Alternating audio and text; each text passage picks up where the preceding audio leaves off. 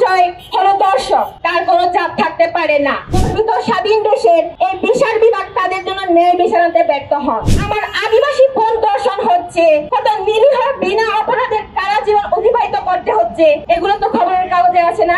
অপরাধীর বদলে মানুষ হিসেবে উপস্থাপন করা হয়। এই দ্বিমুখী আচরণ শুধু পাহাড়িদের হেয় করেন না, বরং গোটা বিচার ব্যবস্থার অন্যায় ও বৈষম্য প্রকাশ করে। এদেশের বিচার ব্যবস্থা যদি সকল নাগরিকের অধিকার হয়, তাহলে কেন পাহাড়ি নারীর উপর বারবার ন্যায় বিচার থেকে বঞ্চিত হতে হবে? আর আমরা বারবার বলে আসছি, দর্শকের পরিচয় হলো দর্শক, তার কোনো চাপ থাকতে পারে না।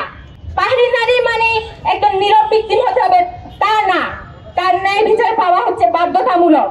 অন্যদিকে মিডিয়ার কথা যদি বলি, আমি এখানে মিডিয়া হচ্ছে একমাত্র গণমাধ্যম, যা গণমানুষের কথা সরকারের কাছে, প্রশাসনের কাছে তার সত্যতা তুলে ধরা। কিন্তু পাহাড়ের ক্ষেত্রে তা ভিন্নতা। আমরা প্রতিদিনই নিউজে বা খবরের কাগজে দেখি একজন সেলিব্রিটি সকালে কি নাস্তা করছে, কি করছে, কি না করছে, কিন্তু তার উল্টোতে যদি বলি, আমার আদিবাসী বোন দর্শন হচ্ছে, কত নিরীহ বিনা অপরাধের কারা জীবন অতিবাহিত করতে হচ্ছে, এগুলো তো খবরের কাগজে আছে না?